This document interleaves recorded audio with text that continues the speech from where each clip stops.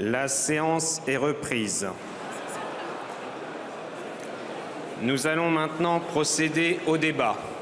Je vous rappelle que l'orateur de chaque groupe dispose de 10 minutes. 5 minutes ont été attribuées à un membre du Congrès n'appartenant à aucun groupe. Le premier orateur inscrit est M. Richard Ferrand, président du groupe La République En Marche à l'Assemblée nationale. Monsieur le Président Ferrand, vous avez la parole pour 10 minutes.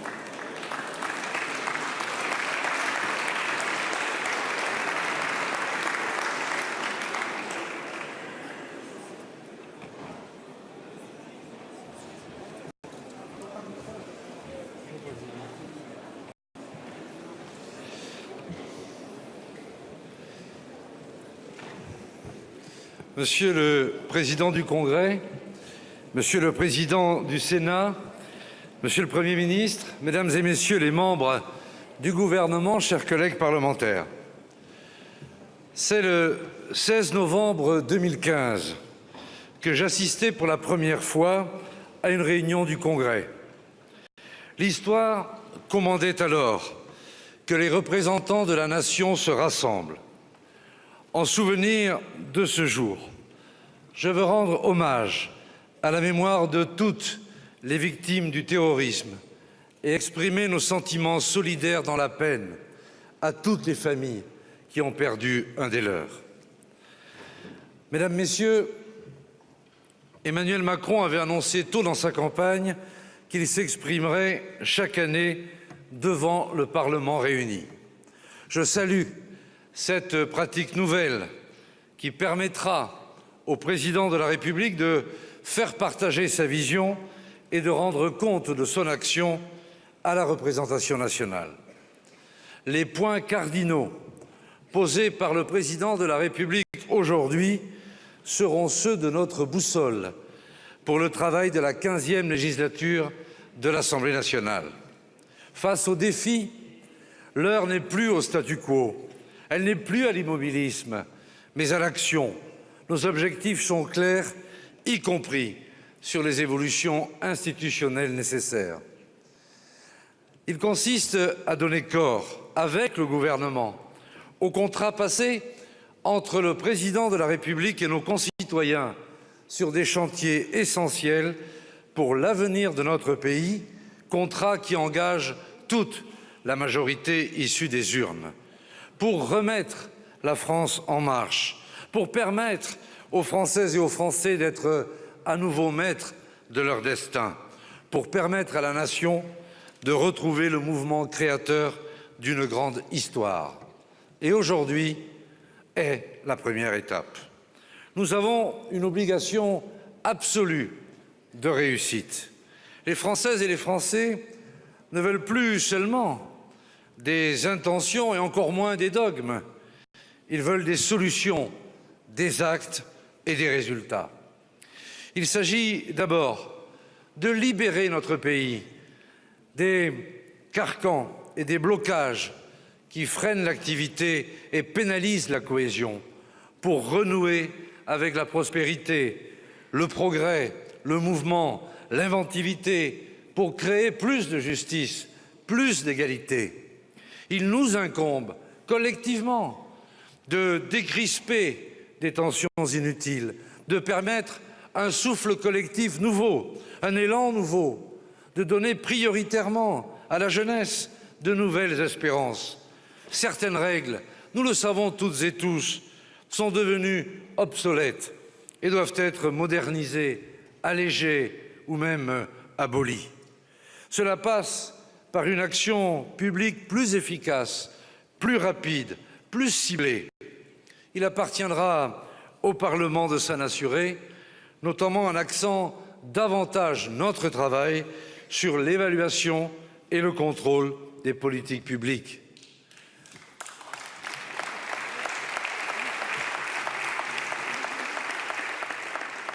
Nous devons également bâtir une France et une Europe qui protègent, mais qui protègent face aux dangers réels que rencontrent nos concitoyens au XXIe siècle, et non pas en référence aux dangers passés, fantasmés ou parfois même faussement exacerbés. Chacune et chacun dans notre pays doit demain trouver les clés pour s'accomplir.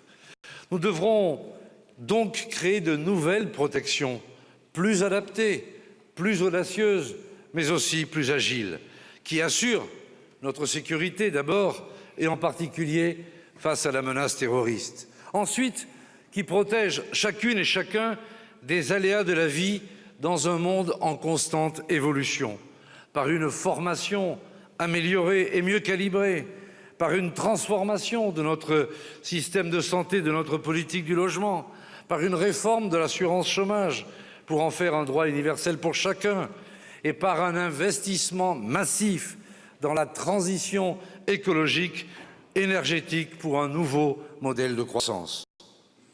Nous n'y parviendrons que par la relance d'une Europe ambitieuse, tournée vers l'avenir, qui investit et qui trace des perspectives partagées. Mais ce n'est pas tout. Il nous faut aussi réconcilier les territoires en garantissant l'égalité républicaine sans jamais imposer un modèle unique, en réinvestissant dans la France qui se sent laissée pour compte, en encourageant ainsi les nouveaux circuits économiques dans la France des ruralités, dans le monde agricole, en amplifiant une ambitieuse politique de rénovation urbaine pour lutter contre la pauvreté et le handicap social, en développant des réseaux de transport pour désenclaver, relier, rapprocher des territoires.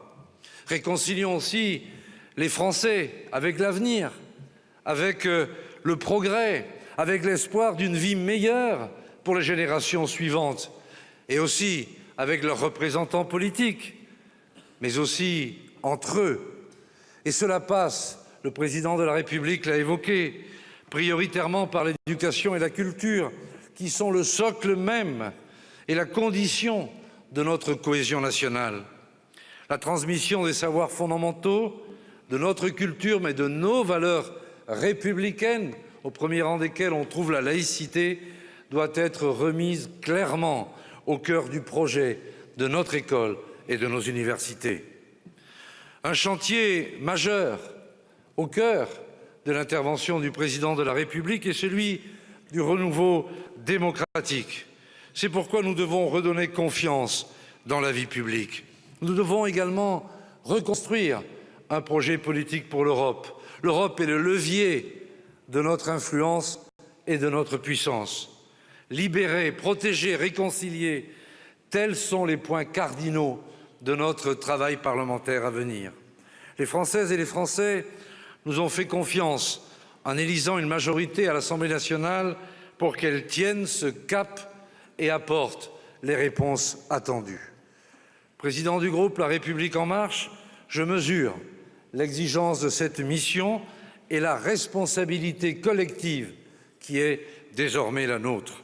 Notre groupe présente un renouvellement visible des visages.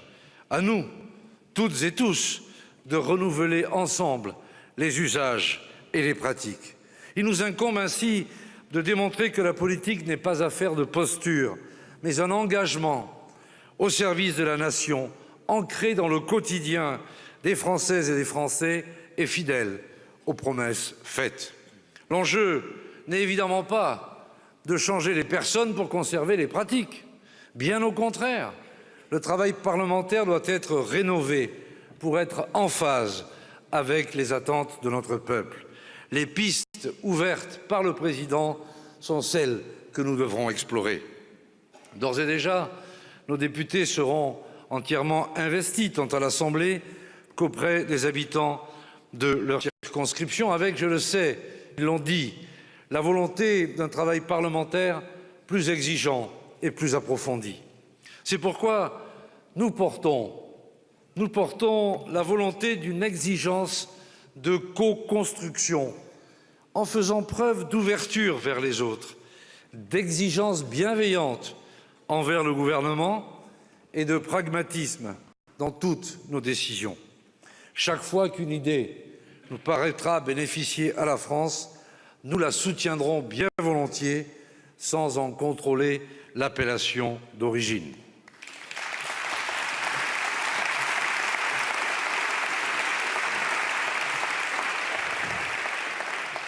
Alors, mes chers collègues, oui, évaluons, corrigeons, améliorons, simplifions et choisissons de ne légiférer que sur l'essentiel, car sinon, nous allons devenir des fabricants de normes dont on sait chaque jour sur le terrain que leur multiplication freine l'action et l'inventivité. Regarder le réel en face est la première nécessité pour le changer. Et regarder le réel, il faut le faire, même quand ça cogne. Tendre vers l'idéal, pour notre pays et nos concitoyens, c'est notre devoir pour redonner l'énergie de l'espérance collective et sortir de cette forme de délectation morose qui a paralysé notre pays ces dernières années.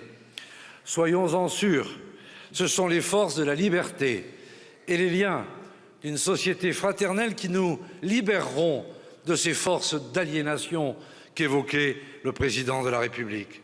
Nous devons ensemble développer une éthique de la méthode et des résultats pour que notre efficacité collective soit reconnue. Mes chers collègues, j'en termine, Monsieur le Président.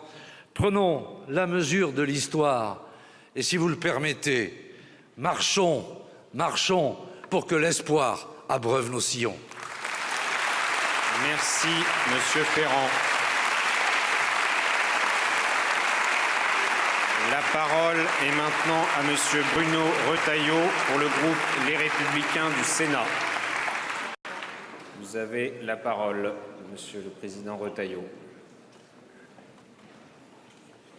pour un temps de parole de 10 minutes.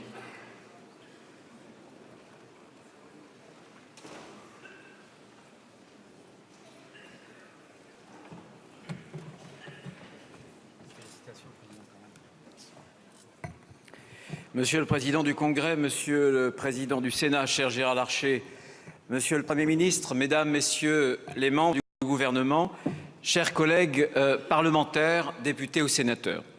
Le Président de la République a souhaité provoquer cette réunion du Congrès ici à Versailles. Et cette réunion de nos deux assemblées, c'est un moment important parce que c'est un moment rare. Un moment qui nous oblige à une certaine hauteur, comme l'a dit il y a quelques instants ici même le Président de la République. À la hauteur d'abord de ce lieu, chargé d'histoire, d'une histoire longue, qui s'enracine dans une culture, notre culture, la culture française, que le monde nous envie tant. Une histoire aussi récente, dramatiquement récente. Nous étions, bien sûr, quelques-uns ici, lorsque le Congrès s'est réuni à quelques jours du massacre du Bataclan. Et à mon tour, je voudrais avoir une pensée émue pour toutes les victimes de la barbarie islamiste, pour celles et ceux qui encore portent dans leur chair et dans leur esprit des blessures profondes, bien sûr, qui doivent aujourd'hui nous inciter à une action encore plus déterminée. Ce moment aussi doit nous porter à la bonne hauteur. Un moment paradoxal parce que l'espérance qu'a fait naître cette élection présidentielle auprès de certains de nos compatriotes, cette espérance contraste aussi avec un silence, mes chers collègues, le silence de celles et de ceux qui n'ont pas voté, le silence de celles et de ceux qui ne veulent plus participer, parce que bien souvent, les grandes douleurs sont muettes. C'est d'abord la douleur du déclassement économique, le chômage de masse, l'ascenseur social bloqué. C'est aussi la douleur de la dépossession culturelle, enfouie sous tant de non-dits, après tant de recul.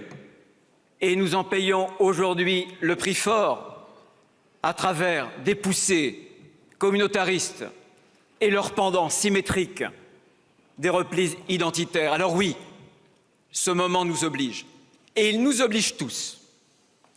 Il nous oblige tous pour faire en sorte que notre discussion parlementaire dans les jours à venir ne soit pas seulement l'expression d'un entre-soi, mais soit le recommencement de la construction d'un entre nous, pour qu'enfin on puisse renouer le fil de cette conversation civique avec une France silencieuse, qui attend qu'on lui parle, qui attend surtout qu'on agisse, pas seulement avec des mots, de façon concrète. Il faut désormais passer à l'exercice pratique. Cette France silencieuse qui attend qu'on relève le défi de ces crises, de ces fractures qui déchirent le tissu national. Et il faudra beaucoup plus que des demi-réformes. Peut-être une réforme institutionnelle, mais il faudra d'abord le courage. Et le courage ne réside dans aucune institution. Le courage, ce sont les femmes et les hommes qui, au cours de l'histoire, l'ont toujours porté. Et il faudra, bien évidemment, plus que des réformes eux-mêmes, plus peut-être que des transformations, des révolutions, si je veux utiliser un titre désormais célèbre. 3 révolutions. Une révolution d'abord économique, contre le chômage de masse. Bien sûr, il faut faire sauter les verrous, il faut baisser vis-à-vis de nos partenaires européens le coût du travail. Les deux vont de pair. Il faut rééquilibrer la sphère publique par rapport à la sphère privée. Cette addiction de l'État pour la dépense publique nous emmène dans le mur. L'an prochain, Monsieur le Premier ministre, la dette atteindra sans doute 100% de la richesse annuelle produite par tous les Français. C'est une bombe sociale qui menace de faire imploser notre modèle social. Vous devrez nous expliquer dès demain où sont les baisses de dépenses publiques. Une révolution aussi territoriale. On ne peut pas dire que l'unique avenir de la France, mes chers collègues, d'où que vous veniez, ce soit uniquement ce chemin qui passe par les grandes métropoles mondialisées. Il y a, mon cher Gérard Larcher, cette France d'à côté, cette France périphérique que nous portons aussi dans chacune de nos circonscriptions au département. Alors oui, peut-être faut-il une conférence territoriale, mais alors il faudra nous dire quelle est votre vision de cette belle idée de l'aménagement du territoire. Il faudra choisir entre l'amputation de la liberté communale et l'élan d'une nouvelle décentralisation, d'un nouvel acte de décentralisation. Parce que la France, c'est d'abord des territoires. Mona Ozouf parlait de la France comme d'une composition française. Et puis, une autre révolution, la révolution civique. Les terroristes islamistes nous ont désignés, ce n'est pas nous, comme leur ennemi. Et nous leur devons la détermination la plus totale, ici comme là-bas. Cette détermination, bien sûr, elle passe par un arsenal militaire, policier, judiciaire, mais elle passe aussi par une réponse civique, par ce creuset que doit redevenir l'école, creuset de la transmission, bien sûr, mais aussi par la reconstruction de la force de l'autorité de l'État, la loi de la République sur tout le territoire. Aucun de ces territoires, aucune parcelle ne doit être abandonnée, pas même, Monsieur le Premier ministre, la ZAD de Notre-Dame-des-Landes.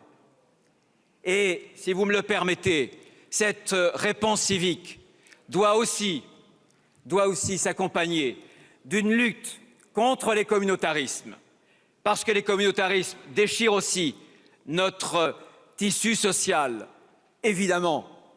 Et permettez-moi de vous dire que nous sommes fiers de ce qu'est l'ADN de la République française, que nous avons tous en partage, l'universalisme.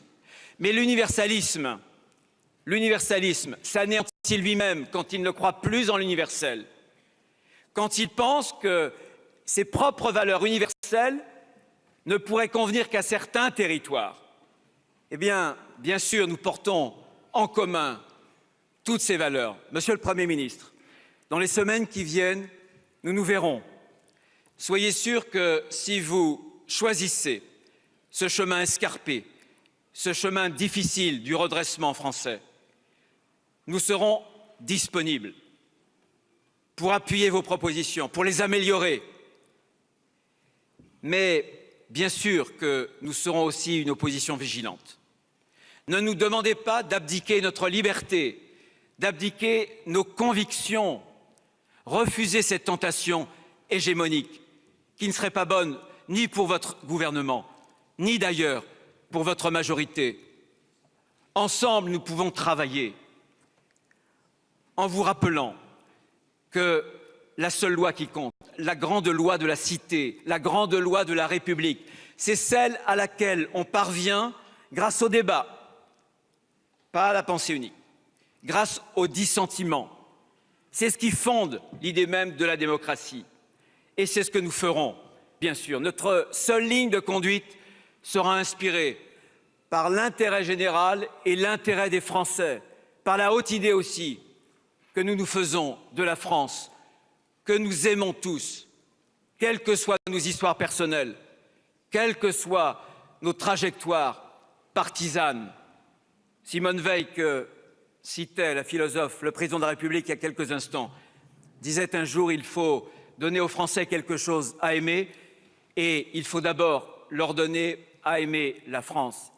Eh bien, Monsieur le Premier ministre, Mesdames, Messieurs les membres du gouvernement, chers collègues, députés et sénateurs, c'est en reconnaissant ce principe démocratique, c'est en le reconnaissant profondément et en prenant en compte nos voix parfois divergentes, que vous permettrez à la voix de la France et à la voix de tous les Français d'exprimer et de s'exprimer, bien sûr, au cœur de nos assemblées.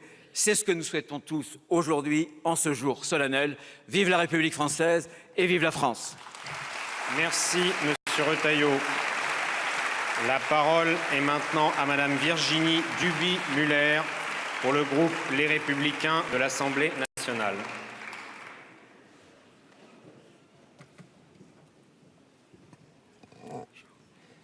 Vous avez la parole pour 10 minutes. Monsieur le Président du Congrès, Monsieur le Président du Sénat, Monsieur le Premier ministre, Mesdames, Messieurs les ministres, Mesdames, Messieurs les parlementaires, nous avons achevé il y a quelques jours une campagne électorale qui a donné lieu, comme il est nécessaire en démocratie, à la confrontation des opinions et des projets. Notre nation a choisi.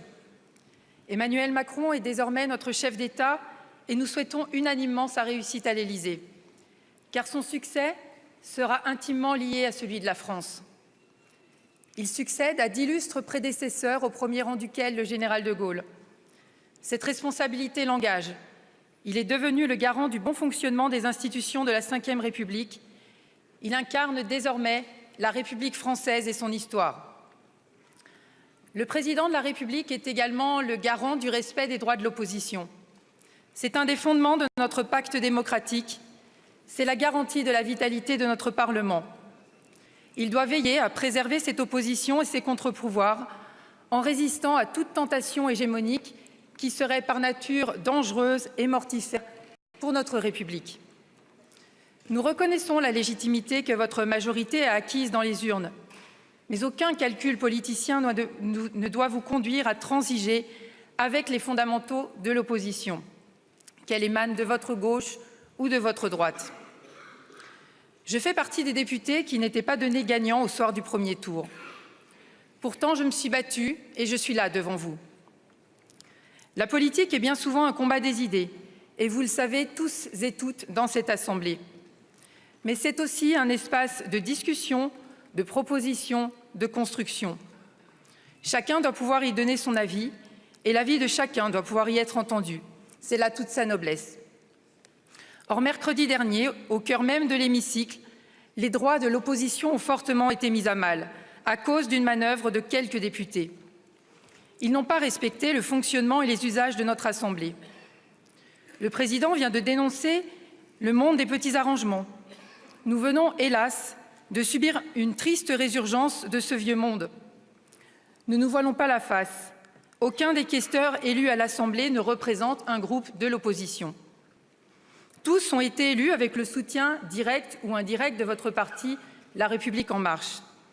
Tous ont annoncé publiquement qu'ils voteraient la confiance au gouvernement, sans même attendre de connaître le discours de politique générale du Premier ministre. En résumé, le contrôle du budget et du fonctionnement de l'Assemblée devient donc le monopole de députés favorables à votre majorité. Partant de ce constat, les groupes d'opposition se retrouvent bien mal représentés dans cette nouvelle Assemblée. Monsieur le Premier ministre, la majorité ne doit pas choisir son opposition. Le président de la République a souhaité moderniser la vie politique en mettant fin aux vieilles pratiques politiciennes. Comment dès lors cautionner de tels agissements? Car ceux qui ne respectent pas la divergence de point de vue défigurent ce que les Français ont mis tant d'années à construire. Ceux qui profitent du rouleau compresseur pour écraser les différences rabaissent la pratique parlementaire. Ceux qui refusent d'entendre le discours contradictoire déshonorent leur mandat. Et je souhaiterais d'ailleurs citer Paul Ricoeur, particulièrement cher à Emmanuel Macron. On n'excelle en rien en tenant compte d'autrui. Une démocratie apaisée, ce n'est pas une démocratie où tout le monde est d'accord, mais une démocratie où tout le monde s'écoute et se respecte. Nous attendons de vous une volonté ferme de construire ensemble la France de demain, en écoutant les représentants de la nation. Monsieur le Premier ministre, une réforme de nos institutions vient de nous être annoncée.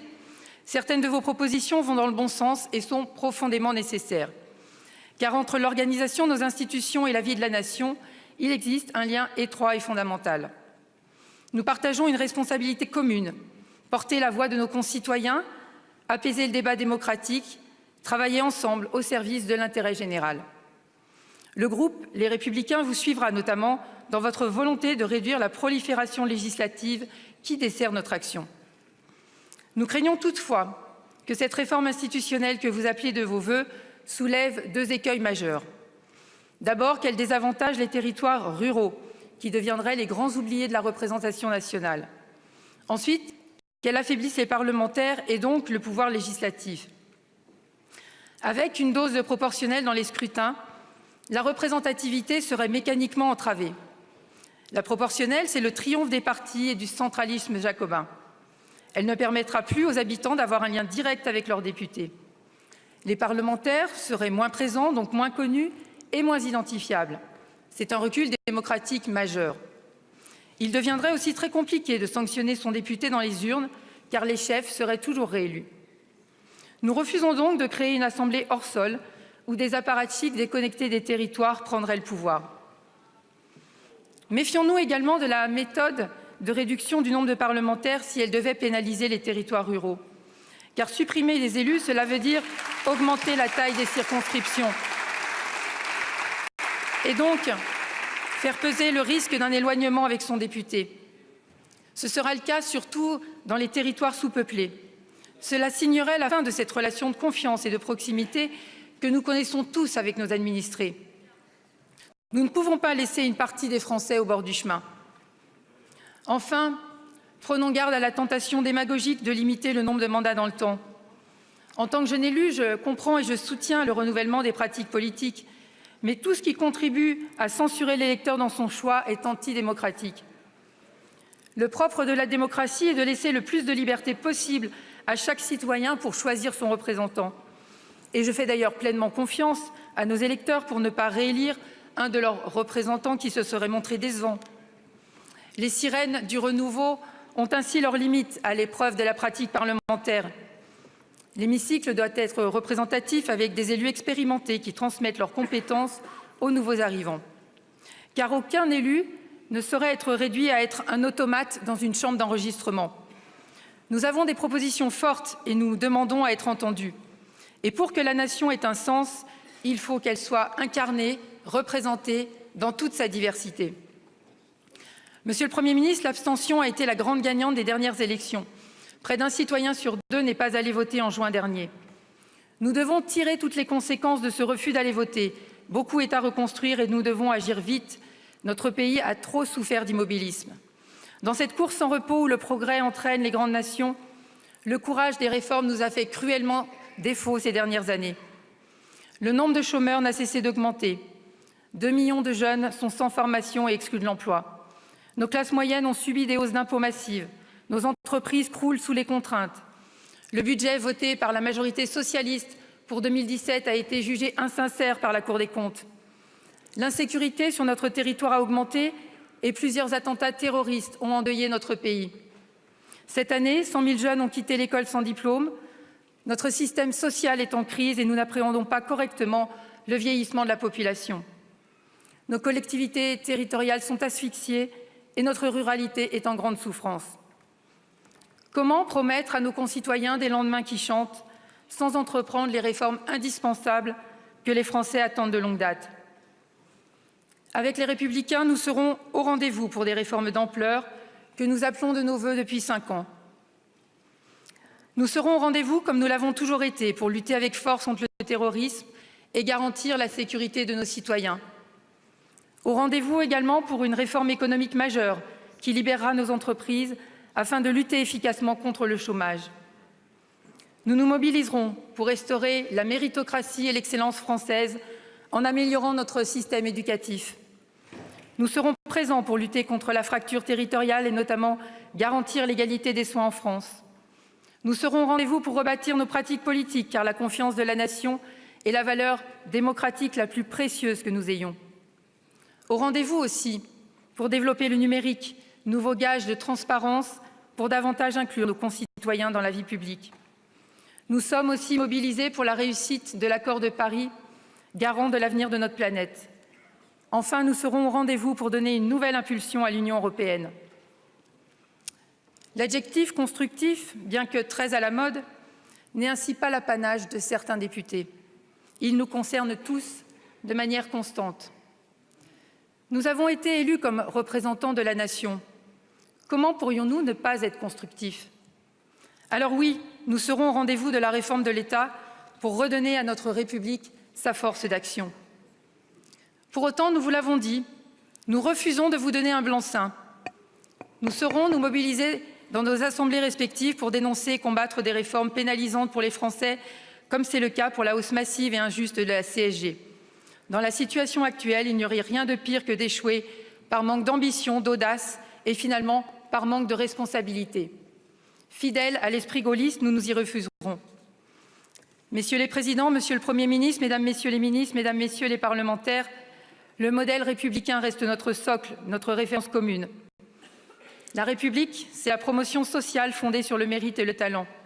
Elle fait de chacun d'entre nous le compagnon de l'autre. Avec les Républicains, nous faisons depuis des années un choix démocratique majeur, celui de la responsabilité. Je souhaite conclure en rendant hommage à Simone Veil, cette grande européenne issue de notre famille politique et qui a tant œuvré pour les droits des femmes. Puisse la parole de Simone Veil, dans son autobiographie « Une vie », continuer à nous habiter. Venus de tous les continents, croyants et non-croyants, nous appartenons tous à la même planète, à la communauté des hommes. Nous devons être vigilants et la défendre, non seulement contre les forces de la nature qui la menacent, mais encore davantage contre la folie des hommes. Merci, Madame Duby-Muller. La parole est maintenant à Monsieur Didier Guillaume, président du groupe socialiste et républicain du Sénat. Monsieur Guillaume, vous avez la parole pour 10 minutes. Monsieur le Président du Congrès, Monsieur le Président du Sénat, Monsieur le Premier ministre, Mesdames et Messieurs les ministres, Mesdames et Messieurs les députés et sénateurs, chers collègues.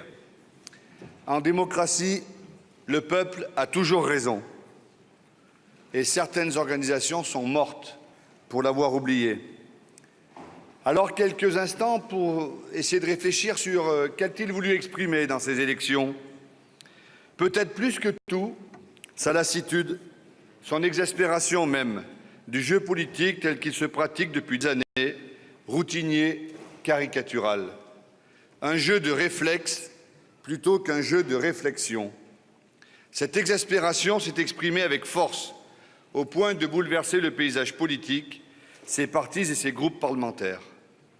Il est donc désormais de notre responsabilité, nous, parlementaires de la République française, de répondre à cette exaspération, sinon viendra bientôt le temps de la colère.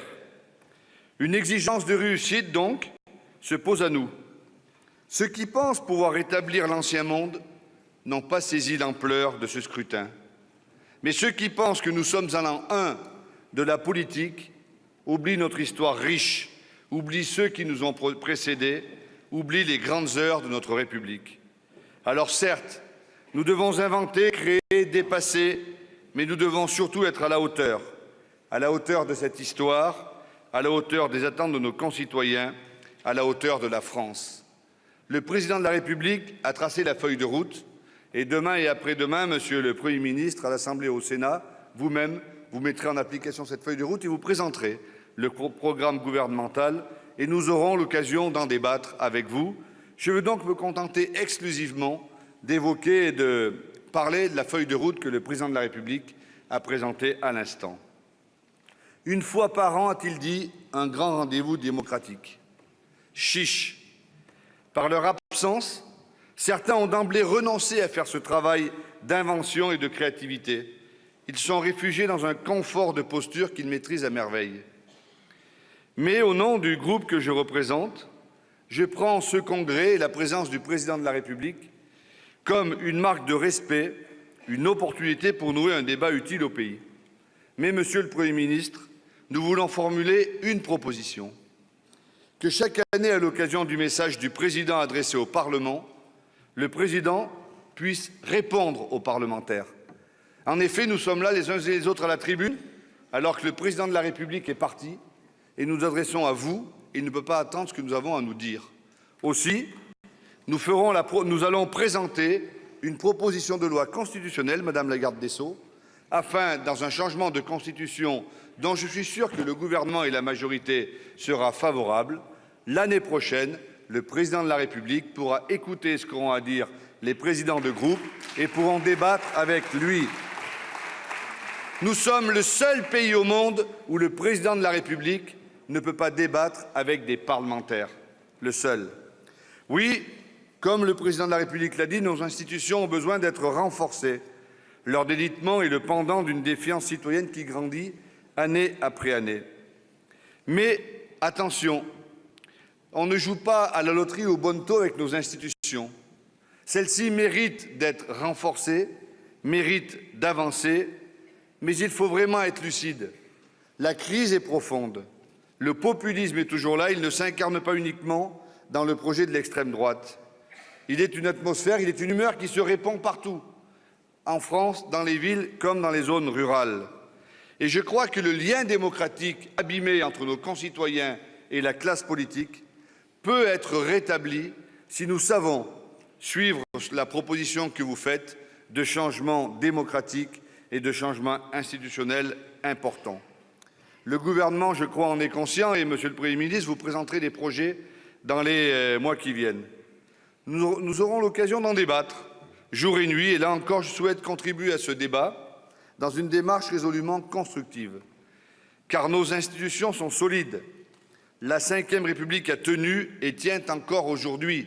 Et ceux qui voudraient dépasser la Ve République pour nous en mettre une sixième, qu'ils réfléchissent bien à ce que nous avons vécu et à la solidité de cette Constitution.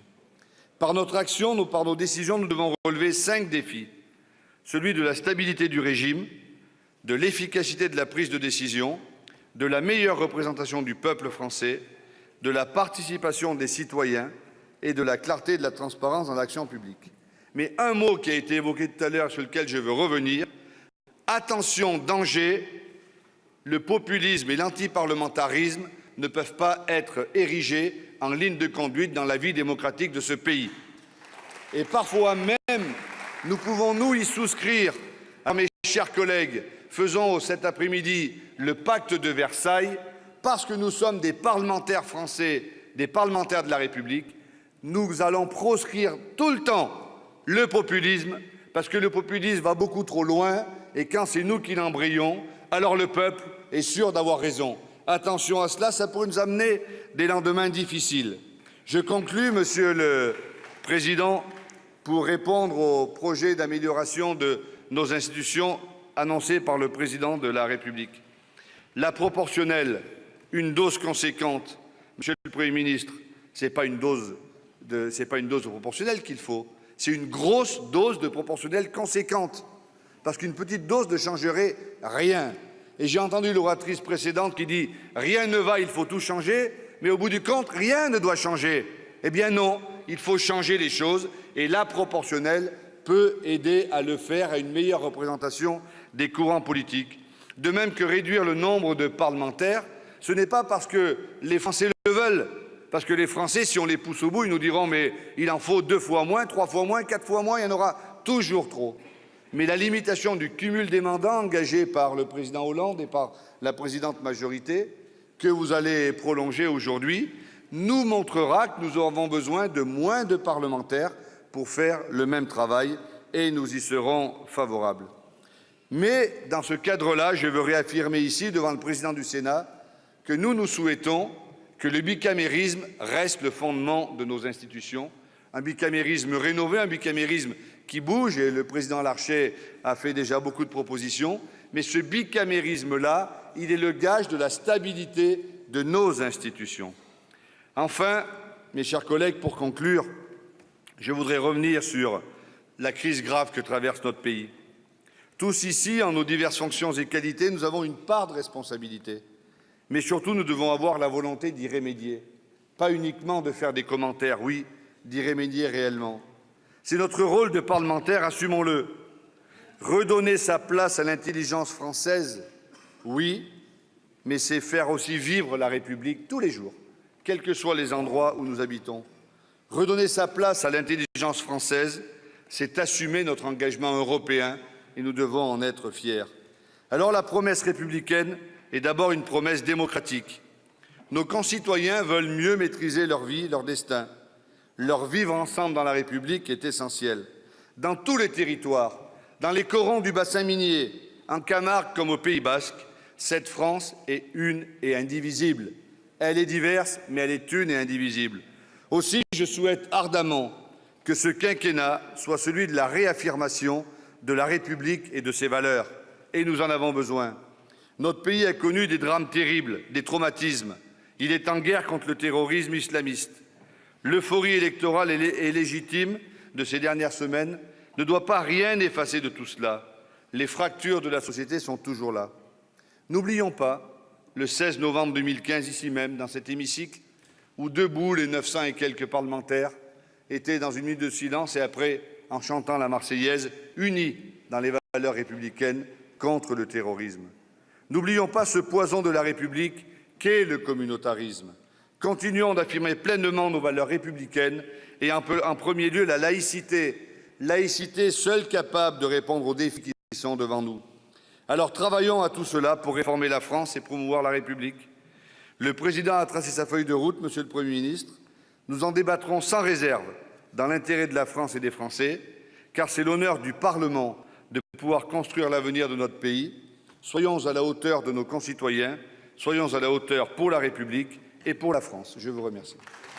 Merci, Monsieur Guillaume. La parole est maintenant à Monsieur Marc Fesneau, du groupe Mouvement démocrate et apparenté de l'Assemblée nationale. Vous avez la parole, Monsieur Fesneau, pour 10 minutes maximum. Monsieur le Président du Congrès, Monsieur le Président du Sénat, Monsieur le Premier ministre, Mesdames et Messieurs les ministres, Mesdames et Messieurs les parlementaires, chers collègues. C'est un jour solennel que celui où le Président de la République, convoquant le Congrès à Versailles, s'adresse à l'ensemble des parlementaires et à travers eux au peuple français. La gravité du lieu et du moment doit nous inciter à prendre la mesure de ce qui nous réunit. Le Président de la République a choisi de s'exprimer devant l'ensemble des hommes et des femmes que les Français, par l'exercice de leurs droits de citoyens, ont voulu investir des pouvoirs qui sont ceux de la nation tout entière, dans le seul but de répondre aux défis qui se posent à notre pays. Il a souhaité présenter devant le Parlement les grandes lignes de son action et définir le sens et le cap qu'il souhaite donner. La solennité de l'instant nous impose donc à tous, députés et sénateurs, un devoir de responsabilité. Responsabilité du rôle qu'il est désormais le nôtre face aux Français, qui attendent de leurs représentants et de ceux qui les gouvernent qu'ils répondent de manière déterminée et efficace aux problèmes de notre temps. Et nous savons combien ils sont nombreux et combien ils sont lourds, tant la situation n'a cessé de se dégrader au cours des dernières décennies, nourrissant la colère d'une grande part de notre peuple qui est là d'attendre des résultats. Responsabilité surtout quant au compte que nous aurons collectivement à rendre de notre action à la fin de notre mandat. Ne doutons pas que les Français sauront nous rappeler à nos devoirs et à nos engagements et à être aussi implacables avec nous si nous devions faillir qu'ils auront été enthousiastes à souhaiter un profond changement pour le pays. Les campagnes qui s'achèvent ont laissé un goût amer à tous ceux qui chérissent l'action politique. Elles ont vu pour la campagne présidentielle tout d'abord accéder au deuxième tour et pour la deuxième fois une candidate issue des extrêmes. Et pour la campagne des législatives ensuite, les citoyens se détournaient largement d'un scrutin pourtant si crucial. Disons-le simplement, la reconquête des cœurs et de l'attention des Français ne se fera que par l'obtention de résultats nets et durables qui garantiront l'avenir de notre pays, et par le rétablissement de la confiance entre les représentants du peuple que nous sommes et les citoyens. Cette responsabilité historique, le groupe MoDem, depuis longtemps investi sur ce sujet, entend l'assumer pleinement au sein de la majorité que vous conduisez, Monsieur le Premier ministre, et aux côtés du Président de la République. La majorité que nous formons veut être au service des Français, et nous nous reconnaissons parfaitement dans le cap proposé par le chef de l'État depuis le début de son mandat et exprimé ce jour devant le Congrès. Je le dis et je l'assume au nom de mon groupe. Aujourd'hui, notre responsabilité de parlementaire est de permettre au gouvernement de mettre en œuvre le plus tôt possible les propositions du candidat Emmanuel Macron, que les Français ont placé en tête du premier tour de l'élection présidentielle avant de l'élire par la suite.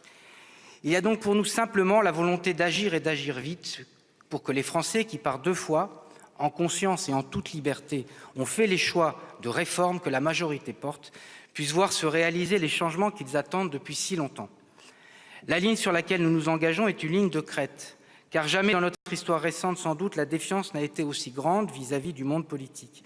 Nous sommes tous les porte-voix du peuple français. Nous devons nous souvenir que si nous avons tous une terre d'élection, nous assumons individuellement une part de la souveraineté de tout un peuple, de ses espoirs, que nous soyons de la majorité comme de l'opposition. Depuis longtemps, nous avons identifié ce mal qui ronge notre démocratie et qui détache peu à peu les citoyens de leurs élus. L'action résolue des élus du mouvement démocrate en faveur d'un rapprochement des citoyens avec leurs institutions témoigne de notre volonté de rendre notre démocratie plus représentative et plus ouverte. Ainsi, la loi pour la confiance dans notre vie démocratique va dans le sens d'un renforcement de nos institutions, d'une amélioration de l'efficacité de notre fonctionnement et d'une meilleure réponse aux exigences du temps. Le non-cumul des mandats, y compris dans la durée, l'impératif d'exemplarité des élus, l'encadrement renforcé de nos activités, tout cela doit permettre de ramener la confiance chez nos concitoyens. Il s'agit de la condition même de la légitimité de la parole et de l'action politique, sans quoi aucune réforme durable ne sera possible. L'abstention toujours plus forte à chaque élection rend d'autant plus nécessaire une telle réforme. Et les autres réformes institutionnelles annoncées aujourd'hui par le Président de la République qui est garant de nos institutions, vont y concourir. Ainsi, la question d'une juste représentation de toutes les forces politiques dans nos assemblées, de la proportionnelle pour garantir aux Français leur plus juste et plus équitable représentation est posée. C'est une question centrale pour notre vie et pour notre respiration démocratique. Monsieur le Premier ministre, Mesdames et Messieurs les parlementaires, vous le savez, notre peuple ne se retrouve et ne se réunit jamais mieux qu'autour d'idéaux, qu'autour d'un grand dessein et d'une vision. Les Français connaissent toute la profondeur des temps et de l'histoire. Ils savent la portée de notre message universel qui, depuis toujours, fait de lui un peuple soucieux des autres. Quand ses représentants ne sont pas à la hauteur de cette histoire, c'est toute la France qui se perd et son message qui s'affaiblit. Quand, au contraire, ils le sont, et en premier lieu le chef de l'État, l'unité et le rayonnement redeviennent possibles. Le Président de la République s'inscrit pleinement et de plein pied dans cette volonté de restaurer dans notre pays dans ce qu'il a de si spécifique dans son fonctionnement et en même temps de si universel. En 2 mois à peine, on perçoit la réaffirmation des positions traditionnelles de la France, que ce soit dernièrement au G7 sur les enjeux économiques mondiaux ou concernant l'enjeu capital du climat, ou bien encore sur celui de la sécurité. La voix de la France est devenue plus lisible. En Europe aussi, nous nous réjouissons de voir la France renouer avec l'idéal et le projet originel européen, y compris dans le lien indéfectible que nous avons avec l'Allemagne. Le Président de la République a su nouer ce dialogue nouveau avec les Français, avec la France et avec nos partenaires internationaux. Tout reste à faire, bien entendu. Mais nous le sentons partout dans nos territoires, plus que jamais, la France semble prête à bouger, à changer, à tenter. Elle attend désormais que nous soyons au rendez-vous de l'espérance qui s'est levée ce printemps. Elle attend que par nos actes, notre capacité de dialogue et notre écoute, nous réformions. Elle attend, elle espère peut-être surtout de retrouver la confiance en ceux qui la gouvernent et retrouver la confiance en elle-même. Cet élan, chers collègues, il nous faut le soutenir hardiment, avec lucidité, avec exigence et avec toute la force du profond renouvellement qui s'est opéré ces derniers mois et cette volonté que beaucoup d'entre nous incarnent sur ces bancs. Monsieur le Premier ministre, ce n'est pas se payer de mots que de considérer votre action comme porteuse d'une nouvelle ambition pour la France. La voix de la France est attendue et écoutée et nous nous réjouissons qu'elle soit celle de la tolérance, du dialogue, de l'ouverture, de l'idéal de liberté, de ces valeurs européennes et humanistes qui nous sont chères. Votre action pourra s'appuyer sur les parlementaires de la majorité présidentielle et du groupe au nom duquel je m'exprime aujourd'hui. L'esprit de conquête des mots mêmes du Président de la République parle à l'imaginaire de notre pays. et fondent notre destin commun. C'est d'un tel souffle dont notre pays a besoin. L'élection d'Emmanuel Macron, la constitution d'une majorité claire autour de vous, Monsieur le Premier ministre, suscite espoir et attente. À nous d'être désormais au rendez-vous fixé avec le peuple français et que le Président de la République est venu exprimer et rappeler cet après-midi à notre Congrès. Celui de nous confronter au réel pour mieux pouvoir servir notre idéal, celui d'institutions modernisées, lisibles et qui permettent le débat et la vie démocratique, celui enfin d'un pays fier de lui et sûr de lui-même et qui parle au reste du monde. Je vous remercie. Merci, Monsieur Fesneau. La parole maintenant à Monsieur Vincent Capo-Canella du groupe de l'Union des démocrates et indépendants, Union centriste du Sénat. Vous avez la parole. Monsieur le Président du Congrès, Monsieur le Président du Sénat, Monsieur le Premier ministre, Mesdames et Messieurs les ministres, mes chers collègues, c'est sans doute un moment singulier qui nous réunit si l'on considère le calendrier. Mais le sujet majeur n'est pas là. Et je voudrais citer Simone Veil. Au fond, tout au long de ma vie, dit-elle, j'ai eu la chance de pouvoir ouvrir des brèches dans le conformisme ambiant. Ces quelques mots de Simone Veil résonnent tout particulièrement. Simone Veil l'européenne, partisane du rapprochement franco-allemand. Simone Veil, la réformatrice, qui a su tisser des liens entre des bords politiques souvent artificiellement opposés. Simone Veil, qui a traduit l'aspiration de la société française à évoluer avec son temps, quitte à dépasser le conformisme ambiant. Ensemble, nous portons, je crois, la même aspiration à ouvrir sereinement le débat sur l'avenir du pays. Oui, de Simone Veil, je retiendrai d'abord l'ardente obligation de dépasser les conformismes. Je pense, parmi ceux-ci, à la coupure artificielle entre les Français. Ces deux camps qui s'affrontent et stérilisent le débat. Le centre a toujours porté ce message. La nécessité, celle d'un système politique à bout de souffle, nous conduit à revisiter ce vieux clivage. L'impérieux besoin de réformer le pays nous y invite. La situation de nos finances publiques nous y contraint. Et nous devons d'abord faire face au terrorisme, assurer ensemble la sécurité de nos compatriotes, éradiquer les terroristes, répondre à ce défi, à notre mode de vie, à nos valeurs, à notre conception de la liberté. Face aux terroristes, nous devons bien sûr être unis. Nous devons aussi faire face au défi territorial, éviter les territoires de relégation, du moins ceux perçus comme tels. Chacun mesure qu'il y a dans le monde rural, comme en banlieue, du désespoir. Et les Français, au terme d'une campagne certes inédite, nous ont placés devant cette évidence. Comme le disait Valéry Giscard d'Estaing, pour réformer, il faut rassembler 2 Français sur 3. Nous sommes sans équivoque à un moment clé. Après tant de tergiversations, ce quinquennat doit réussir. Ce doit être enfin un quinquennat utile.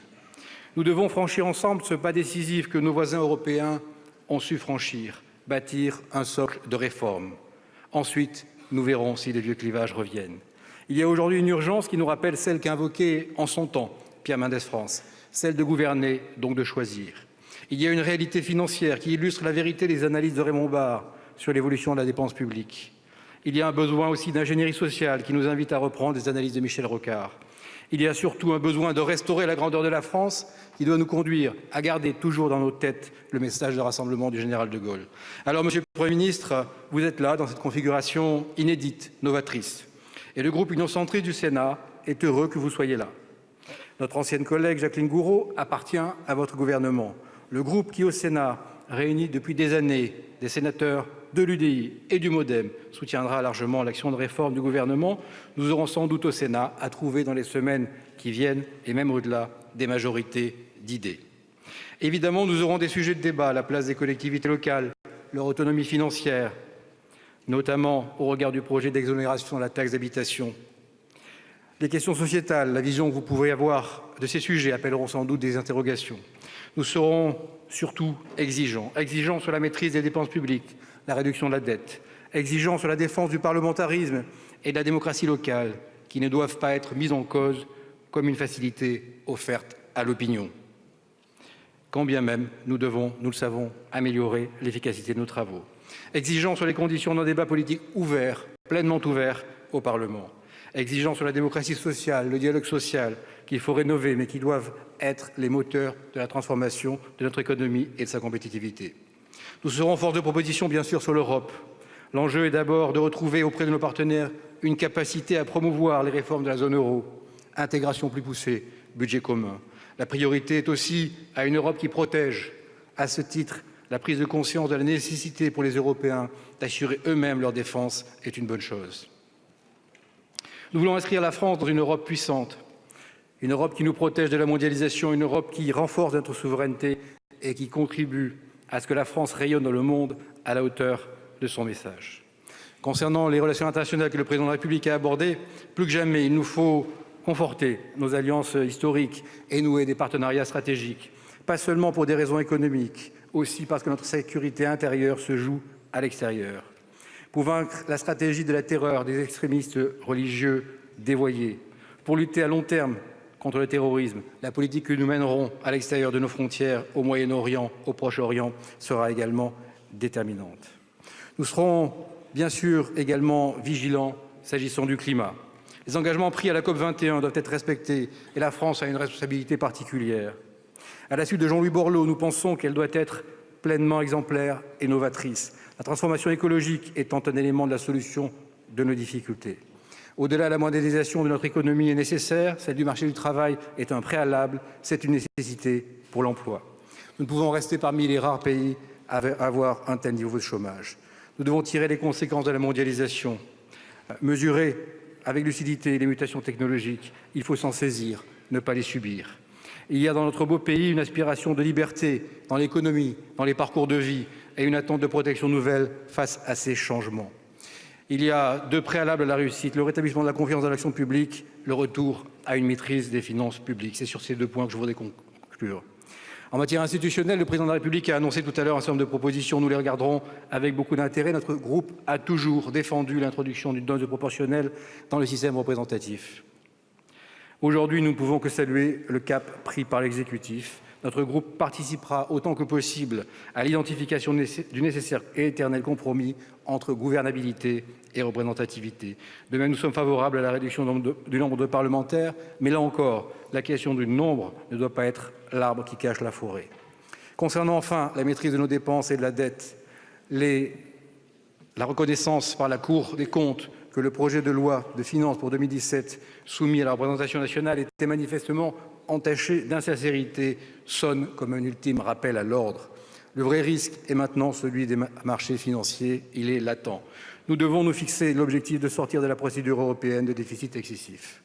Le Parlement prendra toute sa place dans l'effort de redressement du pays, un Parlement qui mesure à sa juste valeur l'attente de l'opinion et qui, dans le cadre de la séparation des pouvoirs, poursuivra sa rénovation, comme le Sénat, pour ce qui le concerne, l'a déjà largement engagé autour de son président. Nous serons ouverts aux propositions du gouvernement. Il s'agit, pour une fois, de faire mentir Raymond Aron qui disait « La France fait de temps en temps une révolution, mais jamais de réforme. Aujourd'hui, la vraie révolution est de réussir les réformes. » Je vous remercie. Merci, Monsieur Capot-Canelas. La parole est maintenant à Monsieur Franck Riester pour le groupe Les Constitutifs de l'Assemblée nationale. Pour un temps de parole maximal de 10 minutes. Monsieur le Président du Congrès, Monsieur le Président du Sénat, Monsieur le Premier ministre, Mesdames et Messieurs les ministres, Mesdames et Messieurs les parlementaires, chers collègues. Le Président de la République vient de rappeler dans cet hémicycle à quel point la France traverse une période inédite de son histoire. Ce constat lucide, nous le partageons tous. Les finances publiques de la nation sont dans un état préoccupant. Les chiffres sont là. La dette est au plus haut et les déficits ne sont pas réduits. Alors que François Hollande avait promis aux Français que le déficit public serait ramené de 3% à 3% du PIB dès 2013, il s'élèvera encore à 3,2% en 2017, au mépris des engagements européens de la France. Dans le même temps, nos concitoyens ont chaque jour davantage le sentiment que nos services publics se dégradent. Les habitants des territoires ruraux en particulier se sentent abandonnés, sacrifiés sur l'autel de la mondialisation. Cette fracture territoriale qui divise les Français n'en est qu'une parmi tant d'autres. Regardons la réalité en face. Cela fait des années que nos politiques publiques sont en échec. Échec à produire des résultats visibles par les Français. Échec à améliorer leur quotidien. Nous le constatons chaque jour sur le terrain, auprès de nos compatriotes. Ne nous étonnons pas si la France doute d'elle-même et que les Français sont divisés. Mesdames et Messieurs les parlementaires, nos concitoyens nous ont transmis un message clair. lors de la dernière élection présidentielle. Ils ont, par leur vote, exprimé leur colère, leur rejet d'un système qui leur coûte tant et leur apporte si peu. En élisant le président de la République au deuxième tour de l'élection présidentielle, ils ont eu l'audace du renouvellement et le courage de l'espérance. Cette espérance d'une France qui, retrouvant sa place en Europe et dans le concert des nations, leur apporte protection et prospérité.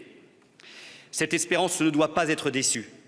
Ce quinquennat doit donc être une réussite pour la France. Nous avons le devoir d'améliorer la vie de nos compatriotes. Ne rien faire, ou pire, continuer comme avant, serait les trahir.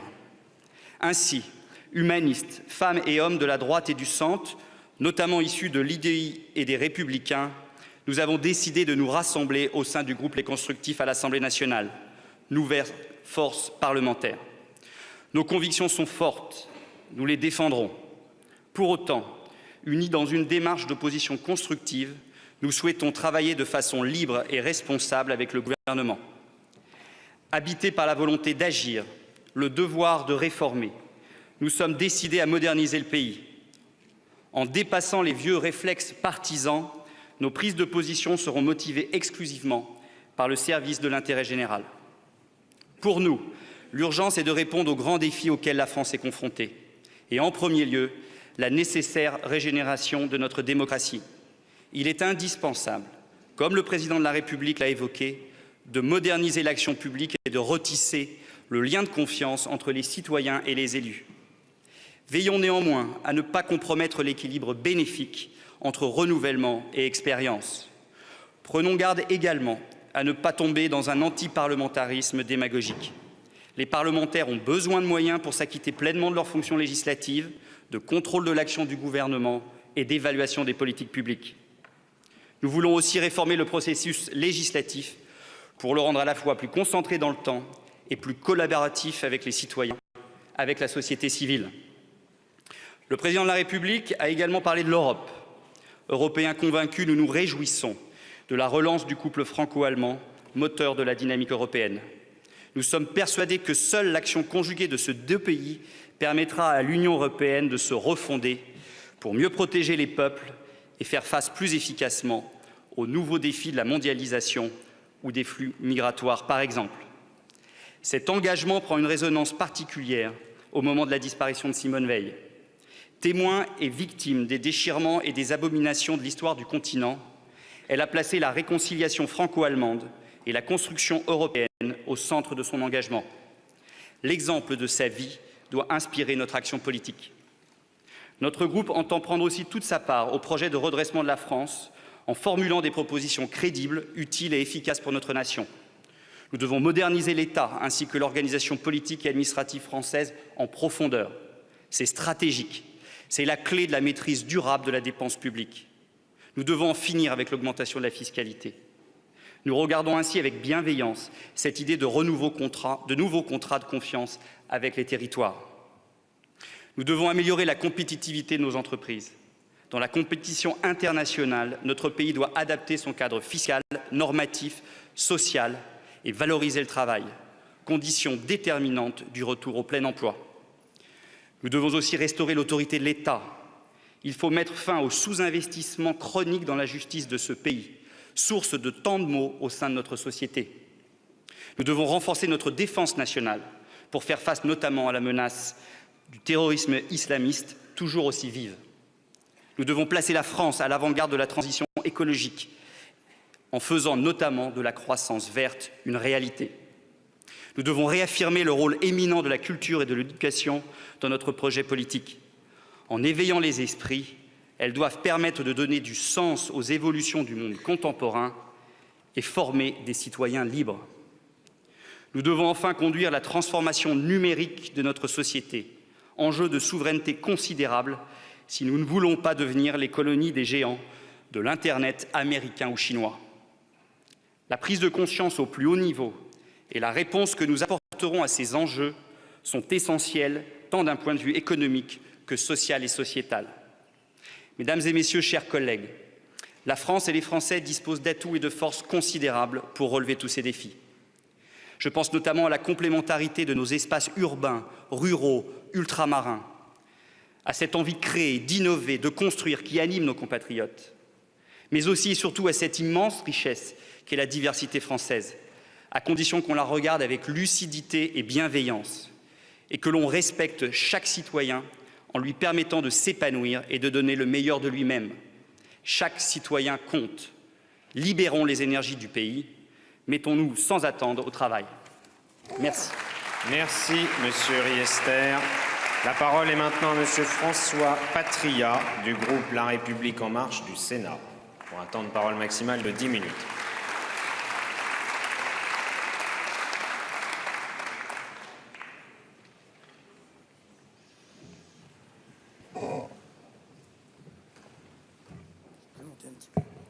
Monsieur le Président du Congrès, Monsieur le Président du Sénat, Monsieur le Premier ministre, Mesdames, Messieurs les ministres, Mesdames, Messieurs, mes chers collègues, le chef de l'État a tracé le chemin.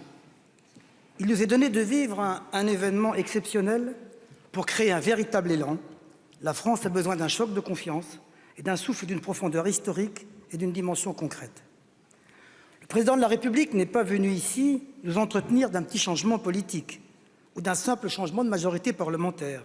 Il nous a invités à contribuer, n'ayons pas peur des mots, à un changement de monde.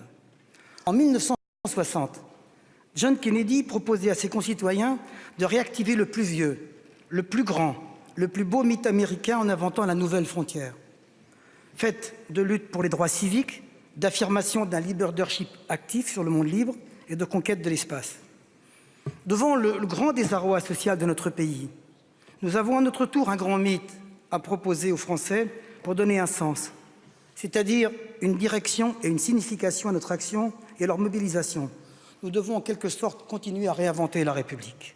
Car la démocratie n'est pas qu'un État dont on peut satisfaire, mais au contraire, la République, elle, est un projet toujours inachevé. Et nous allons engager ensemble cet immense chantier politique autour de 3 mots-clés, avancés pendant sa campagne par le chef de l'État: le rassemblement, la confiance, la bienveillance. Les Français doivent d'abord se rassembler, et nous allons le faire comme un symbole et un exemple, d'abord entre nous, en nous persuadant qu'un adversaire n'est jamais un ennemi. Pour moi ici, je ne considère aucun des membres de cette Assemblée comme des ennemis. Et pourtant, des ennemis, nous en avons, et surabondamment, avec les fanatiques qui ont trahi leur Dieu, ces serviteurs de la peur, prêcheurs de haine et porteurs de mort. Ils croient nous décourager car ils ne comprennent pas la force des valeurs universelles et spécialement de notre foi, dans l'unité fondamentale de la condition humaine. Nous sommes plus forts qu'eux. Par un paradoxe qu'il nous faut assumer, nous savons que dans le pire des terroristes, il y a aussi un homme.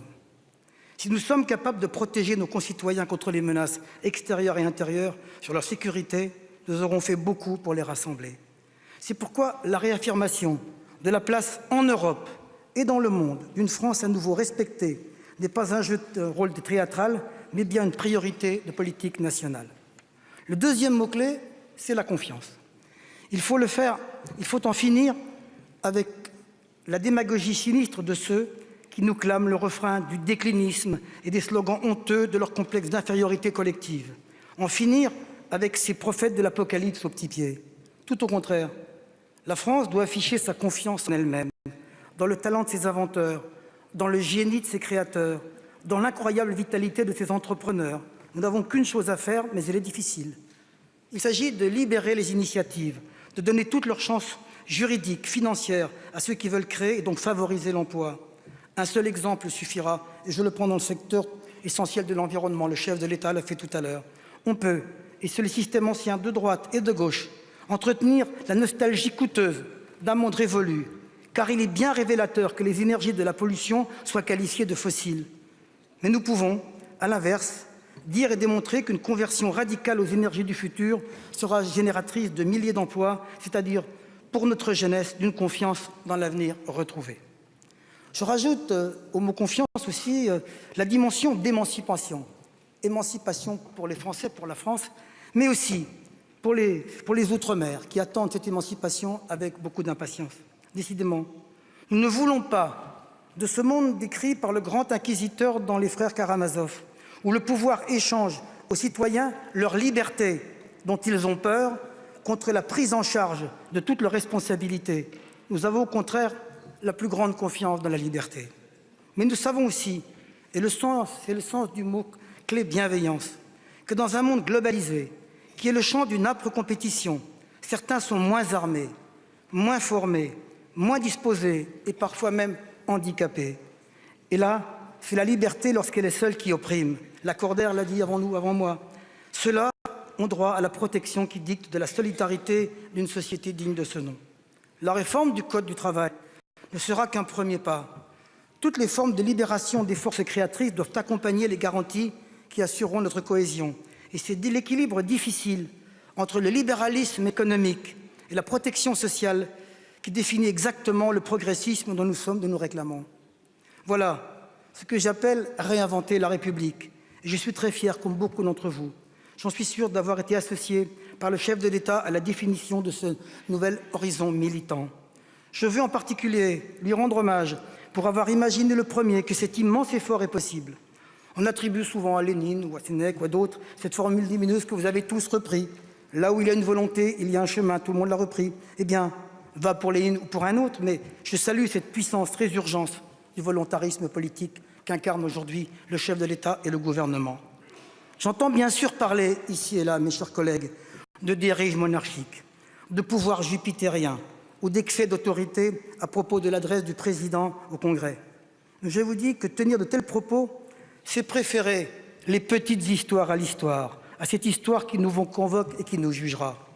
Dans le pays des Lumières et à la veille de l'anniversaire de la déclaration d'indépendance américaine, nous sommes réunis pour inventer l'avenir. Alors, foin des cartes d'identité du passé, foin des étiquettes dépassées. La République en marche, elle n'est ni de droite ni de gauche. On l'a beaucoup reproché, elle n'est ni à droite ni à gauche.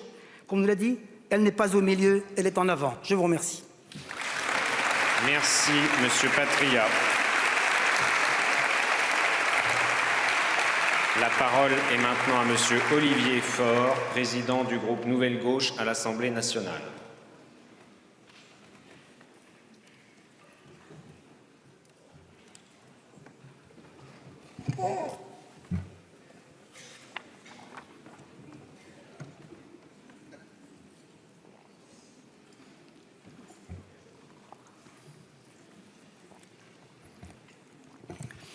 Monsieur le Président du Congrès, Monsieur le Président du Sénat, Mesdames et Messieurs, Monsieur le Premier ministre, Mesdames et Messieurs les ministres, mes chers collègues, le Président Emmanuel Macron a finalement choisi pour s'exprimer la forme la plus commode.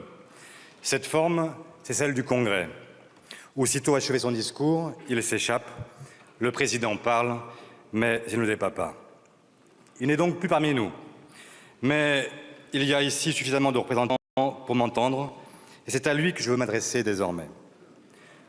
Monsieur le Président, donc, dans un monde où tout va si vite et où les exigences citoyennes sont si grandes, la puissance tient moins à la force qu'on impose qu'à l'adhésion que l'on suscite. Vous avez au mois de mai, puis au mois de juin, acquis la légitimité du pouvoir, mais vous n'avez pas encore gagné l'adhésion des Français, cela reste devant vous. Créer cette adhésion tient en une phrase. Cette phrase, elle n'est pas de moi. Elle est de Pierre Mendès France. Gouverner, c'est choisir, si difficile que soient les choix. Et Monsieur le Président, c'est bien le problème vous concernant. Vous avez décidé d'occuper le terrain par la verticale. Vous posez l'autorité, vous mimez l'homme de décision. Mais si l'on sort du champ, si l'on prend le contre-champ, l'image n'est plus aussi nette, pour ne pas dire qu'elle est parfois floue. Ce flou se résume en une tournure de langage. Cette tournure, cette fois-ci, elle est de vous.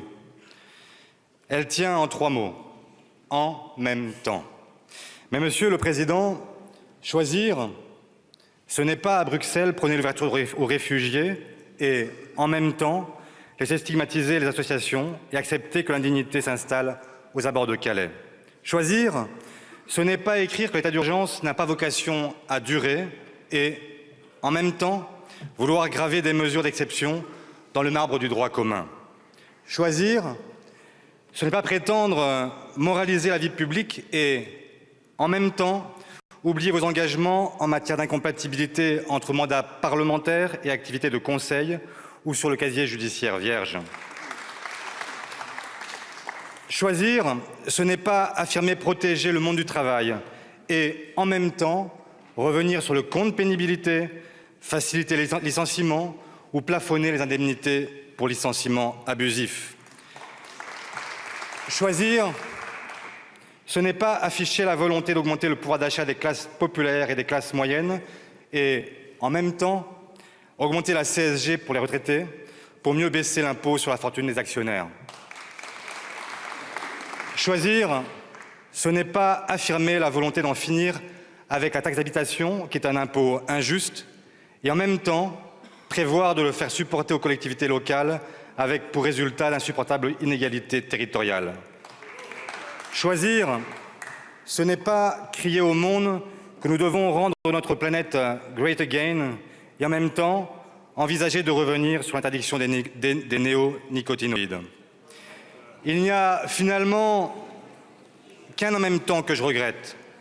On ne peut réformer la puissance publique sans en même temps évoquer la toute-puissance des intérêts privés. Monsieur le Président, conduire une politique et de gauche et de droite, c'est conduire une politique sans choix. Nous partageons ensemble, dans cette Assemblée, le même amour de la France, la même envie que notre pays retrouve sa grandeur, le même souci de servir au mieux nos concitoyens. Mais en même temps, mélanger l'eau froide et l'eau chaude, cela n'a jamais donné que de l'eau tiède. L'adhésion viendra donc de vos choix. Votre politique sera-t-elle synonyme de progrès pour tous? Pour construire l'avenir, il ne suffit pas de valoriser ceux qui en sont déjà les plus entreprenants, tout en laissant penser que les autres ne sont rien. Vous devez reconnaître et accompagner tous les talents, tous les potentiels, combattre le gâchis humain que représente le chômage, les discriminations ou le décrochage scolaire. Chacun peut apporter sa contribution à la construction de notre pays. C'est cela la promesse républicaine, celle d'une République généreuse qui tend la main à tous ses enfants. Les réformes, vous ne pourrez les réussir seuls. À chaque fois que le nouveau pouvoir issu des urnes a pensé que sa légitimité était suffisante pour décider, eh bien, celles-ci ont échoué. Parce que votre pouvoir est aujourd'hui absolu, vous devez vous en méfier absolument. Le tempérer, le modérer, même le partager. Vous le devez au pays et vous le devez en fait à vous-même. Méfiez-vous de la victoire, Monsieur le Président. Elle est parfois mauvaise conseillère.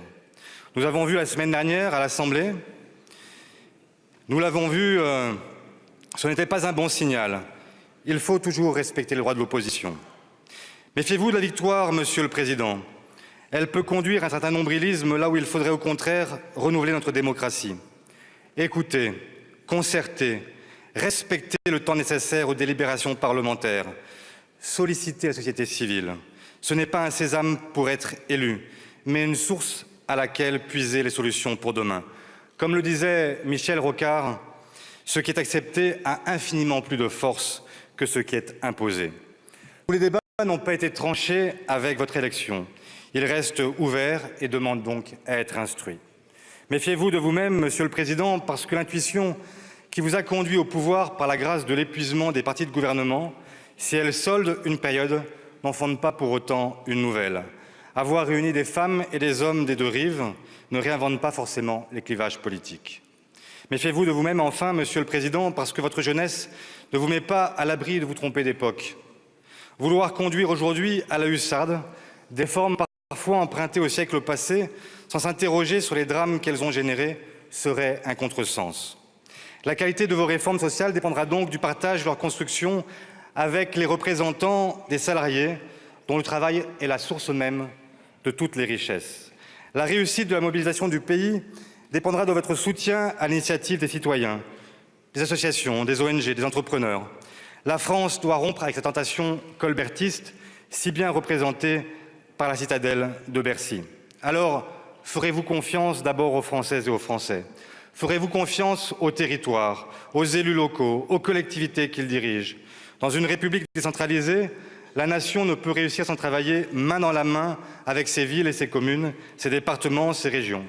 Et de ce point de vue, réduire les dotations aux collectivités, c'est mal prendre le chemin de la confiance et du partenariat dont la France a besoin. Monsieur le Président, dans les écoles de ma circonscription, les enfants vous appellent désormais Jupiter. C'est à la fois louangeur et moqueur. Comme vous le voyez, nos enfants ont des lettres et du bon sens. Ils sentent bien que le chemin que vous prenez n'est pas celui forcément d'un exercice équilibré du pouvoir, d'une citoyenneté active et d'une délibération ouverte et partagée. Et ce, alors même que le passé a déjà montré l'impasse du pouvoir personnel et alors que votre marche esquissait un avenir fondé sur la rénovation de la vie politique par la valorisation de la diversité, du pluralisme et de l'engagement de chacun. J'achève mon propos. Monsieur le Président, Monsieur le Premier ministre, mes chers collègues, chaque fois que vos décisions conduiront la France sur les chemins du progrès partagé, nous serons là pour approfondir et consolider. Mais à chaque fois que vos décisions auront pour effet d'accroître les inégalités, de précariser les plus désarmés, d'affaiblir les services publics qui sont le patrimoine de ceux qui n'ont rien, mais qui ne sont pas rien, vous rencontrerez notre ferme opposition. Vous vous êtes engagé à faire entrer la politique dans une nouvelle ère et la France dans un nouveau monde. Nous vous jugerons donc sur vos actes et sur vos actes uniquement. Ce sera notre contribution à la rénovation tant attendue. Et dans ce nouveau monde, vous le savez désormais, il y aura aussi une nouvelle gauche. Merci. Merci, Monsieur Faure. La parole est maintenant à Monsieur Gilbert Barbier pour le groupe du Rassemblement démocratique, social et européen du Sénat. Monsieur Barbier, vous avez la parole pour 10 minutes maximum.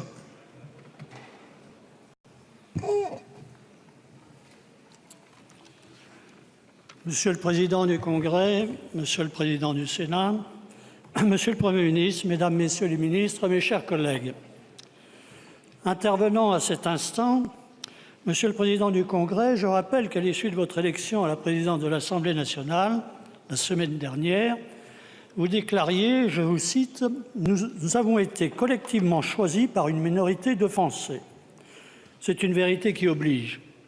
Le Président de la République met régulièrement en avant la bienveillance. Pour que celle-ci ne soit pas un vain mot, il est important que le pluralisme continue d'irriguer nos assemblées parlementaires. En effet, un Parlement prisonnier du fait majoritaire pourrait-il garantir cette bienveillance? Est-ce de la bienveillance de décider d'un ordre de passage à cette tribune en fonction de l'importance des groupes politiques? J'espère, Monsieur le Président du Sénat, que vous n'en prendrez pas modèle dans notre Haute Assemblée. Le 8 mai dernier, les Français ont fait le choix de porter à la présidence de la République un homme qui s'est affranchi des partis politiques traditionnels. Ce choix, nos citoyens l'ont confirmé le 18 juin, avec l'indiscutable victoire de La République En Marche aux élections législatives. Aujourd'hui, le Président a fait le choix de venir s'exprimer devant le Congrès. C'est son droit. Cela me paraît d'autant plus utile que pour avoir subi et participé à cette longue période de campagne électorale, de nombreuses questions restaient sans réponse ou insuffisamment étayées. Dire qu'à ce stade, tout est clair, il nous faudra décrypter cette déclaration que nous venons d'entendre, dense, agréable à l'oreille et de belle tenue linguistique. Je suppose que demain, Monsieur le Premier ministre saura nous apporter des réponses en ce qui concerne, par exemple, les finances publiques d'une manière plus précise. Monsieur le Premier ministre, vous souhaitez rassembler tous les talents. En somme, vous voulez gouverner au centre. Je vous rappelle simplement ce mot d'Edgar Faure, « Le centre a le droit de vivre à condition de faire le mort ». Si la nouveauté a ses charmes, l'expérience a aussi ses vertus. Mais les défis qui s'offrent à la France sont immenses. Aussi, il sera nécessaire d'entendre, sinon d'écouter tout le monde.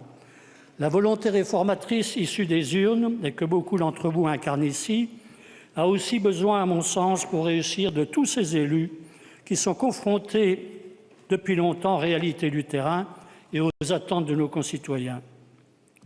Nos institutions ont toujours permis de conserver un certain équilibre politique nécessaire au bon exercice de la démocratie. Pendant sa campagne, le Président de la République s'est engagé, s'il était élu, à introduire une dose de proportionnelle. On aurait souhaité savoir quel était le calendrier de cette réforme. Au RDSE, le pluralisme est notre raison d'exister. L'expression des diverses sensibilités politiques nourrit notre débat démocratique interne depuis des décennies. Alors sachez que nous serons vigilants sur cette question de la diversité politique. En attendant, mes chers collègues députés de la majorité, il faut reconnaître que vous avez les mains libres. C'est une responsabilité et avec les difficultés économiques et sociales que rencontre notre pays, cette responsabilité est lourde. Ne pas décevoir, aime répéter le président de la République. Oui, il ne faudra pas décevoir. La feuille de route, Emmanuel Macron l'a tracée en tant que candidat et il vient de nous la rappeler aujourd'hui en tant que président. Oui, nous avons besoin de simplifier le code électoral du travail, d'alléger le quotidien des entreprises, de réformer l'assurance chômage pour en faire un droit universel avec des exigences nouvelles pour chacun. Oui, il faut moderniser notre économie, la doter d'une stratégie d'investissement ambitieuse pour l'Hexagone, mais aussi pour les Outre-mer. Oui, il faut un nouveau modèle de croissance réconciliant transition écologique, industrie du futur et agriculture de demain. Oui, il est urgent de préparer l'avenir de nos enfants et l'école par une école avec un acquis des savoirs fondamentaux et aussi par une formation à la citoyenneté. La situation budgétaire n'est pas celle qui était attendue. Un dérapage de plus de 8 milliards d'euros, ce n'est pas rien. Il va falloir envisager de nouvelles mesures de redressement, car à ce stade, l'objectif d'un déficit de 2,8% du PIB semble hors d'atteinte. Le précédent quinquennat laisse des comptes visiblement entachés d'insincérité. L'équation sera difficile à résoudre. Le gouvernement souhaite une fiscalité qui aille de près ou de loin vers l'emploi et la croissance. C'est en effet une priorité. Nous la partageons. Et c'est dans cet esprit de large ouverture que les membres de mon groupe examineront le tout prochain projet de loi d'habilitation à prendre par ordonnance des mesures sur le travail. Mais cet effort pour libérer les énergies en faveur de l'activité économique ne pourra se faire au détriment des autres politiques. La France a des besoins importants en matière de justice, de défense, d'environnement. La France, c'est aussi un territoire en proie à des fractures sociales, culturelles et numériques. À côté du monde urbain, il y a le monde rural, des territoires qui demandent des réponses adaptées, en particulier aux enjeux de la mondialisation. Je crains de voir s'amplifier une France à deux vitesses, une fracture entre le monde des métropoles instaurées et le reste du territoire. Ce sentiment est perceptible dans nos campagnes et dans nos villes moyennes. Espérons que ce cri d'alarme sera entendu.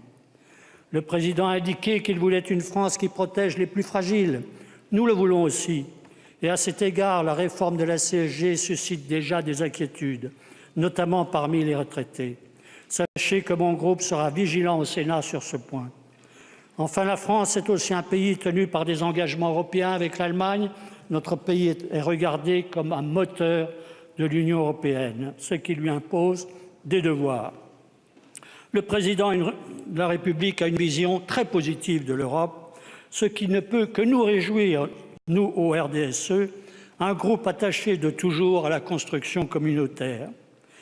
Mes chers collègues, nous sentons bien que nous sommes à un tournant et que l'avenir de la France dépend de notre capacité à dépasser les blocages. Au RDSE, nous connaissons cette partition qui consiste à regarder où va l'intérêt général avant de regarder ce qui pourrait nous dicter notre parcours idéologique et partisan. Pour autant, nous avons des convictions politiques, mais elles sont fondées sur des valeurs républicaines qui nous permettent de nous rassembler le plus souvent. La solidarité, la laïcité, l'humanisme nous guident et tant que votre politique tendra vers ces objectifs, Monsieur le Premier ministre, le groupe sera avec vous. Pour terminer, permettez-moi, mes chers collègues, d'évoquer avec émotion un souvenir personnel, je m'en excuse. Le 16 mars 1978, c'était ma première campagne législative, comme beaucoup d'entre vous ici. Et je recevais à Dole Simone Veil, alors ministre de la Santé, qui était venue me soutenir. Elle déclarait « On ne peut tout faire à la fois, mais nous pouvons tous ensemble progresser dans une politique sociale de justice et de liberté et surtout ne pas se laisser aller aux promesses qui portent atteinte à nos libertés. » À cet instant, mes pensées vont vers cette grande dame. Je vous remercie. Merci, Monsieur Barbier. La parole est maintenant à Monsieur Philippe Adnot, sénateur non inscrit et dernier orateur inscrit, pour un temps de parole maximal de 5 minutes.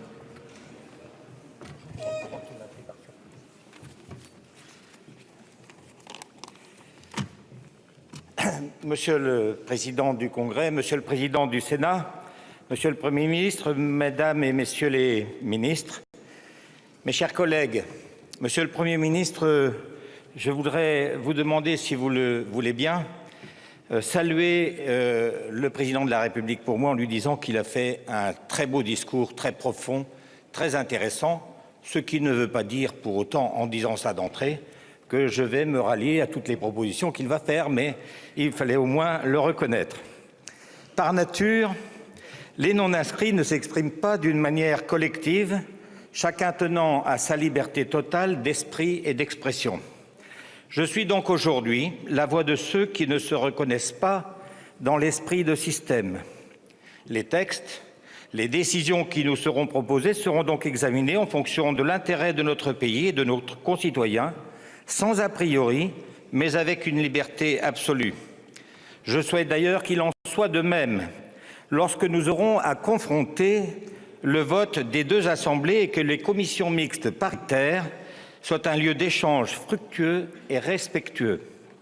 Nos concitoyens ne comprendraient pas que le dialogue se limite à l'entre-soi majoritaire. Un bon test portera sur la réforme institutionnelle qu'on a largement évoquée aujourd'hui. Beaucoup de choses peuvent nous convenir, sont intéressantes, dans lesquelles, par exemple, personnellement, la diminution du nombre de parlementaires me convient parfaitement. D'autres aspects ne nous conviendront pas, nous devrons pouvoir en discuter, la proportionnelle peut-être, mais à très petite dose, si effectivement on veut qu'il reste encore une représentation territoriale équilibrée. Le maître mot, les maîtres mots devront être que nous ne devrons pas diminuer la liberté de choix de nos concitoyens et, par exemple, limiter dans le temps les mandats, c'est faire atteinte à la liberté de choix de nos concitoyens qui ne doivent pas être contraints. C'est la porte ouverte à des dérives qui pourraient être inquiétantes. De la même façon, nous avons droit, nos concitoyens ont droit à l'équité et je ne vois pas en quoi les conjoints des petits-enfants auraient moins de droits que d'autres. Je pense que là, il y a une exagération sur laquelle il faudra revenir. Monsieur le Premier ministre, nous n'avons pas eu le temps de parler beaucoup cet après-midi de l'emploi. Or, toutes les réformes qui ont été évoquées n'auront aucune valeur pour notre société si nous n'avons pas la capacité de résoudre la problématique du chômage, la problématique des déficits publics.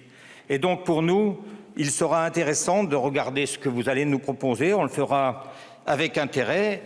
L'ambition de faire en sorte que nos entreprises soient capables de faire des conquêtes de parts de marché, qui est la clé de la création d'emplois dans notre pays, nous permettra d'examiner attentivement ce que vous allez proposer. De la même façon, la maîtrise des équilibres financiers,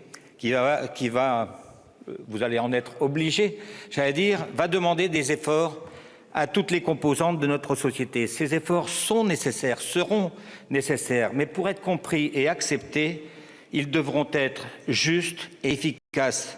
Il faudra donc ne pas être contradictoire et mettre fin à cette frénésie normative qui obère les capacités financières de chacun. Tous les jours, des obligations nouvelles privent nos concitoyens de ressources qui leur sont indispensables. Tous les jours, de nouvelles contraintes grèvent les budgets de nos collectivités locales. On ne peut pas demander à gérer au plus juste et obliger sans arrêt à des dépenses nouvelles. Je crois pouvoir me faire l'interprète des parlementaires ici à dire que les parlementaires français, les Français, sont prêts à faire l'effort s'il est consacré à l'essentiel, s'il est efficace et juste, s'il n'est pas contradictoire. C'est l'état d'esprit que je souhaite de votre part, c'est en tout cas le mien. Merci, monsieur le sénateur. La séance est levée.